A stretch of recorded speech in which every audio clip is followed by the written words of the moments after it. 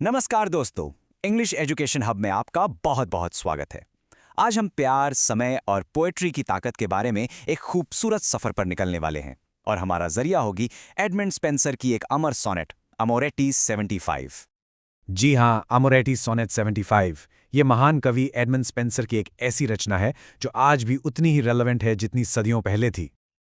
अब इससे पहले कि हम इस पोएम में गहराई से उतरें, चलिए एक बहुत बड़े सवाल पर सोचते हैं। क्या प्यार सच में समय को हरा सकता है? क्या हमारी भावनाएं, हमारी पहचान हमेशा हमेशा के लिए कायम रह सकती हैं? यही वो सवाल है जिससे एडमंड स्पेंसर इस कविता में जूझ रहे हैं। तो चलिए देखते हैं कि वो किस नतीजे पर पहुंचते हैं। तो ये कमाल की कविता लिखी किसने है? इनका नाम है एडमंड स्पेंसर, जो इंग्लिश रेनेसा यानी पुनर्जागरण काल के एक बहुत ही बड़े कवि थे। आप शायद उन्हें उनकी मशहूर कविता द फेरी क्वीन के लिए जानते होंगे, लेकिन आज हम जिस कविता की बात कर रहे हैं वो उनके अमोरेटी कलेक्शन से है। पता है, ये वो कविताएं हैं जो उन्होंने असल में अपनी होने वाली पत्नी एलिजाबेथ बॉयल को लुभाने के लिए लिखी थी। तो आप समझ लीजिए, ये सिर्फ एक कविता नहीं बल्कि एक रियल लव स्टोरी का हिस्सा है।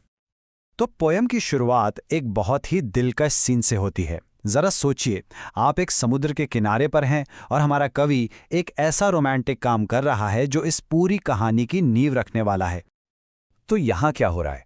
कवि अपनी प्रेमिका का नाम रेत पर लिखता है। यह उसे हमेशा के लिए कैद करने की एक प्यारी सी कोशिश है, लेकिन तभी समुद्र की लहरें आती हैं और उस नाम को मिटा देती हैं। पर वो हार नहीं मानता, वो दोबारा लिखता है, लेकिन इस बार ज्वार आता है और उसकी सारी मेहनत पर पानी फेर देता है। ये एक खूबसूरत, लेकिन सच कहूं तो दिल तोड़ने वाला मंजर है। ये इंसान की कोशिश और प्रकृति की जो ताकतवर हकीकत है, उसका सीधा टकराव है।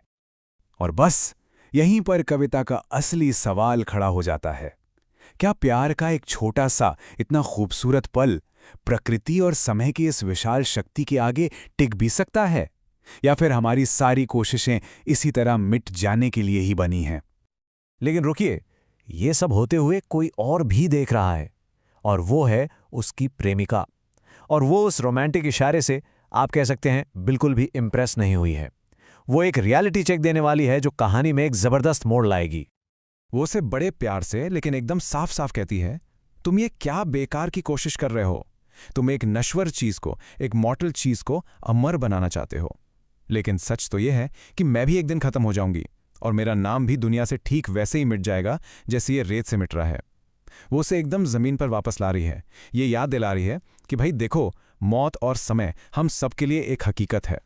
यहाँ स्पेंसर ने वेन शब्द का बहुत ही चालाकी से इस्तेमाल किया है। इसके दो मतलब हैं। पहला तो है घमंडी, जैसे वो कह रही हो तुम कितने घमंडी हो जो सोचते हो कि तुम समय को रोक सकते हो।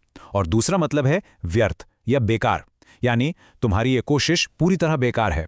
तो देखिए, एक ही शब्द में वो उसके इरादे और उसके काम दोनों पर सवाल उठा रही है। ये होती है कमाल की पोएट्री। तो अब हमारे सामने दो बिल्कुल अलग नजरिए हैं, है ना? एक तरफ है कवि का अटूट आइडियलिस्टिक भरोसा कि प्यार हर चीज पर जीत हासिल कर सकता है, और दूसरी तरफ है उसकी प्रेमिका की प्रैक्टिकल सोच जो कहती है कि हमें हकीकत को स्वीकार करना ही होगा। अब सवाल यह है कि आखिर कौन सही है? लेकिन क्या हमारा कवि इतनी आसानी से हार मान लेगा? बिल्कुल नहीं। अब कविता में एक जबरदस्त मोड़ आने वाला है, जिसे लिटरेचर में वोल्टा कहते हैं, मतलब अ टर्न। कवि अपनी प्रेमिका की बात ध्यान से सुनता है और फिर वो एक ऐसा जवाब देता है जो सब कुछ बदल देगा। कवि पूरे यकीन के साथ कहता है, नहीं, ऐसा नहीं है।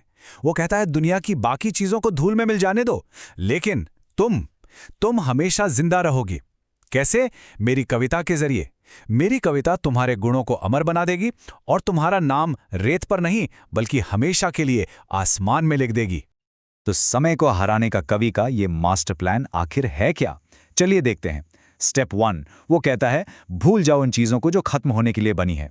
स्टेप 2, वो वादा करता है कि तुम प्रसिद्धि के जरिए जिंदा रहोगी। स्टेप 3, इसका जरिया क्या होगा? मेरी कविता, जो तुम्हारे गुणों को हमेशा के लिए कैद कर लेगी। और सबसे बड़ा दाव, स्टेप 4, मैं तुम्हारा नाम रेत पर नहीं बल्कि आसमान के कैनवस पर लिखूंगा, जहां कोई लहर उसे छू भी नहीं सकती।